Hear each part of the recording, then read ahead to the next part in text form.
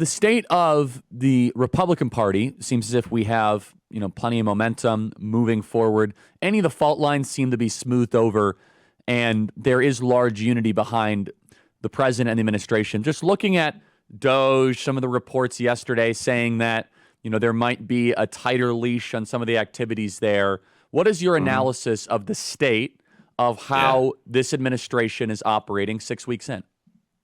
Super successful, getting a lot done. And it's unprecedented. You and I have talked about it. We've never had a second term president like this. All the energy and creativity and more planning than we've had in a normal first term president or second term president, but much more experience than a first term president. So it's a combination that is working very well. They're getting a lot done. I think there's three big areas of danger. One is dealing with the Congress on the big stuff that has to get done.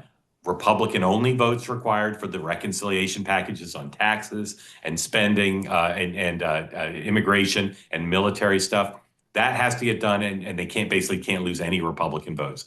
At the same time, with Congress, they have to get Democratic votes on some issues. So figuring out how to pass, avoid a government shutdown, raise the debt ceiling, and pass the president's domestic agenda, that's one. Two is Doge, which is great and popular if you describe it as cutting waste, fraud, and abuse. But as we saw this week, members of Congress, Republican members of Congress, members of the cabinet, they say we don't work for Elon Musk. And we don't want to cut veterans. We don't want to cut hospitals in our district. We don't want to cut research in our district.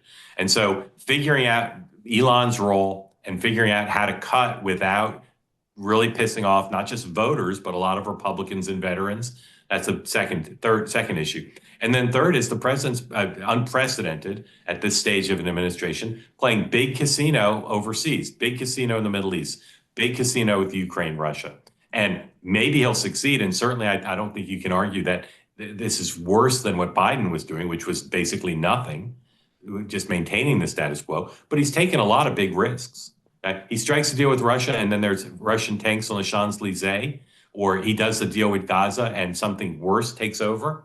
So those are big risks. I'm not saying he shouldn't be pursuing these three tracks by any means. Those are things he ran on. But I think those are the big areas of just littered with landmines and complications. And there are some Trump allies, including at least one friend of yours that I know, who say maybe this is too much. From a communications point of view, a bandwidth point of view, a presidential focus point of view, maybe there's just too many big projects and some of them should go on the back burner for now.